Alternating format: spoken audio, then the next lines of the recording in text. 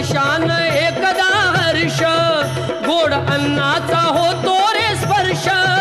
घ्यावा संसाराचा परामर्श, पुऱ्या वर्षाची साऱ्या दुःखाची वाचावी कशी मी गाथा,